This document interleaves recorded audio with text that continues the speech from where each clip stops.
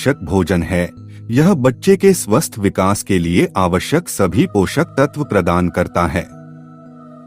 माँ के शरीर में स्तन या स्तन ग्रंथि दूध का उत्पादन करती है। स्तनपान से माँ और बच्चे के बीच मजबूत रिश्ता बनेगा।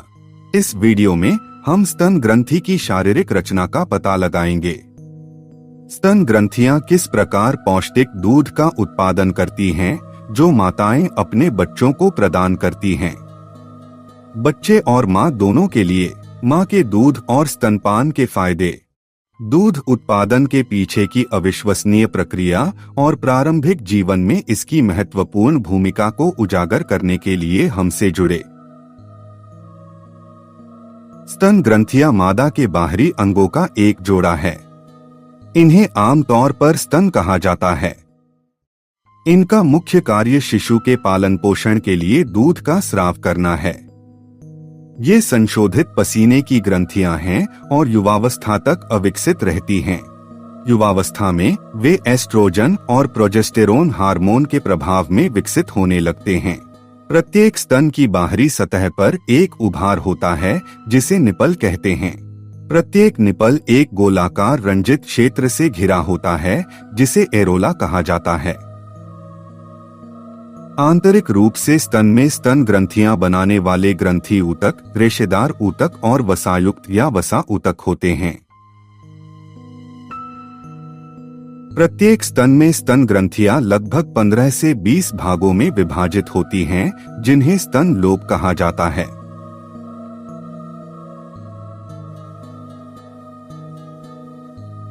प्रत्येक लोब कई लोब्यूल्स से बना होता है। प्रत्येक लोब्यूल दूध स्रावित करने वाली ग्रंथियों के अंगूर जैसे समूहों से बना होता है, जिन्हें एल्वियोली कहा जाता है। ये एल्वियोली दूध उत्पादन के लिए जिम्मेदार हैं। स्तन नलिकाएं एल्वियोली को स्तन वाहिनी से जोड़ती हैं। कई स्तन नलिकाएं मिलकर एक व्यापक भाग स्तन एम्पुला बनाती हैं। इसे लैक्टिफेरस साइनस भी कहा जाता है। स्तन एम्पुला का एक विस्तार होता है जो दूध को निपल तक ले जाता है, जिसे लैक्टिफेरस नलिकाएं कहा जाता है। प्रत्येक निपल्स में कई लैक्टिफेरस नलिकाएं होती हैं। जब एक महिला गर्भवती होती है तो उसके शरीर में हार्मोनल परिवर्तन होते हैं, जो मुख्य रूप से दो हार्मोन एस्ट्रोजन और प्रोजेस्टेरोन से प्रभावित होते हैं। ये हार्मोनल बदलाव स्तनों को दूध उत्पादन के लिए तैयार करते हैं। बच्चे के जन्म से कुछ समय पहले महिला के शरीर में प्रोलैक्टिन नामक एक अन्य हार्मोन बढ़ जाता है, जो दूध उत्पादन के लिए जिम्मेदार होता है। गर्भावस्था के दौरान हार्मोनल परिवर्तनों के प्रभाव में एल्वियोली की संख्या बढ़ने लगती है और उसका आकार भी बड़ा होने लगता है। बच्चे के जन्म के समय तक मां के स्तनों में प्रत्येक स्तन में लगभग 1,50,000 एल्वियोली होती हैं। यह एक गैर गर्भवती महिला की एल्वियोली की संख्या से कई गुना अधिक है। प्रत्येक कूपिका के अंदर विशेष कोशिकाएं होती हैं, जिन्हें स्रावी कोशिकाएं या वायुकोशीय कोशिकाएं कहा जाता है। ये कोशिकाएं दूध उत्पादन में प्रमुख भूमिका निभाती हैं। प्रसव के बाद जब बच्चा निपल को चूसना शुरू करता है तो यह निपल और एरियोला में तंत्रिकाओं को उत्तेजित करता है और मस्तिष्क को संकेत भेजता है। मस्तिष्क इन संकेतों को प्राप्त करता है और स्तन को दूध पैदा करने के निर्देश भेजता है।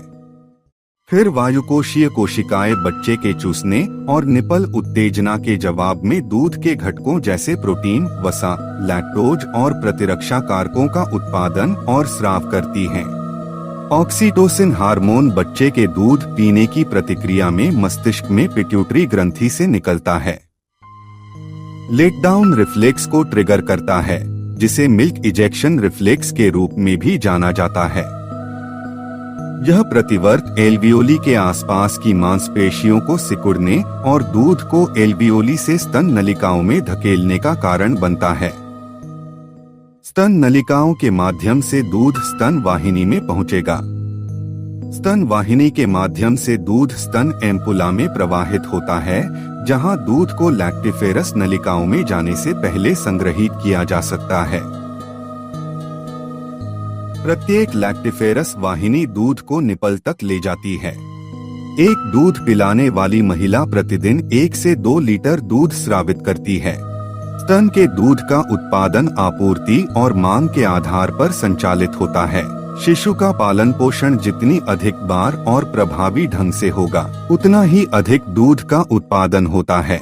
जब बच्चा दूध पिलाने के दौरान स्तन खाली कर देता है, तो यह शरीर को बच्चे की जरूरतों को पूरा करने के लिए अधिक दूध का उत्पादन करने का संकेत देता है। बच्चे के जन्म के बाद शुरुआती दिनों में स्तन कोलोस्ट्रम नामक गाढ़ा पीला तरल पदार्थ उत्पन्न करता है। कोलोस्ट्रम अत्यधिक संकेंद्रित होता है और इसमें बच्चे को आवश्यक सुरक्षा प्रदान करने के लिए एंटीबॉडी और अन्य प्रतिरक्षा कारक होते हैं।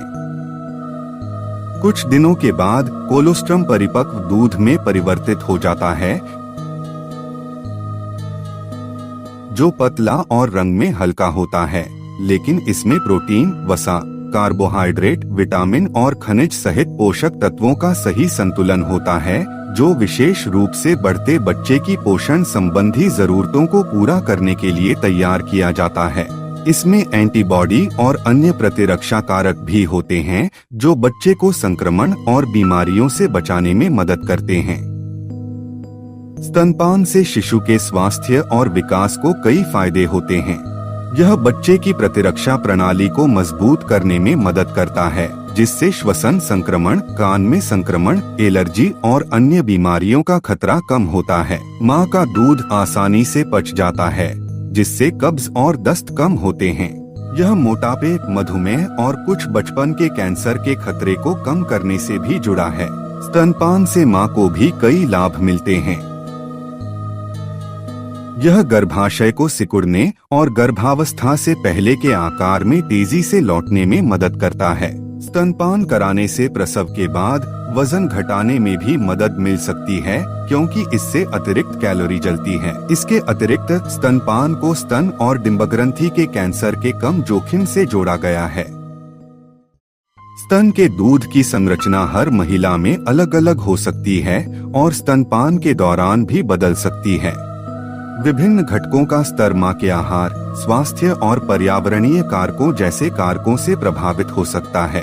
स्तनपान माँ और बच्चे के बीच जुड़ाव को बढ़ावा देता है। स्तनपान के दौरान शारीरिक त्वचा से त्वचा और आंखों का संपर्क दोनों के बीच भावनात्मक संबंध को मजबूत करने में मदद करता है। जीवन के पहले 6 महीनों के लिए विश्व स्वास्थ्य संगठन WHO विशेष स्तनपान की सिफारिश करता है, जिसका अर्थ है कि बच्चे को केवल स्तन का दूध मिलता है और पानी सहित कोई अन्य खाद्य पदार्थ या तरल पदार्थ नहीं मिलता है। लगभग 6 महीने की उम्र में शिशु स्तन के दूध के अलावा ठोस आहार खाना शुरू कर देते हैं। ठोस आहार देने के साथ साथ स्तनपान जारी रहता है। जैसे जैसे बच्चा अधिक ठोस आहार खाता है, इसकी आवृत्ति धीरे धीरे कम होती जाती है। स्तन में दूध उत्पादन बंद करना या स्तन छुड़ाना अत्यधिक व्यक्तिगत है और इसकी कोई निश्चित उम्र नहीं है कि स्तनपान किस उम्र में खत्म किया जाना चाहिए। यह धीरे धीरे और स्वाभाविक रूप से तब हो सकता है जब माँ और बच्चा स्तनपान रोकने के लिए तैयार हों। दूध उत्पादन का मुख्य कारक मांग है। जब कोई बच्चा कम बार स्तनपान करता है, तो स्तन को दूध उत्पादन के लिए कम संकेत मिलते हैं, जिससे दूध की आपूर्ति में धीरे धीरे कमी आती है। माँ का शरीर स्तन ग्रंथियों में पहले से मौजूद दूध को पुनः अवशोषित कर लेता है। स्तन के ऊतक धीरे धीरे सिकुड़ते हैं। इसके परिणामस्वरूप समय के साथ स्तन के आकार में कमी आ सकती है। कुछ महिलाओं को न्यूनतम असुविधा के साथ सहज संक्रमण का अनुभव हो सकता है, जबकि दूसरों के स्तन के आकार में अधिक ध्यान देने योग्य परिवर्तन हो सकते हैं या उनके शरीर के अनुकूलन के अनुसार हल्की असुविधा का अनुभव हो सकता है।